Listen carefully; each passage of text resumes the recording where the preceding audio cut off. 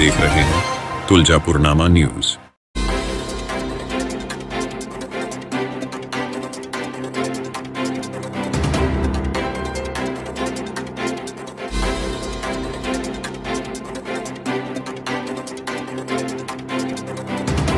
नमस्कार, मी जिल्हाधिकारी धाराशिव केतू पिंपळकर बोलतो।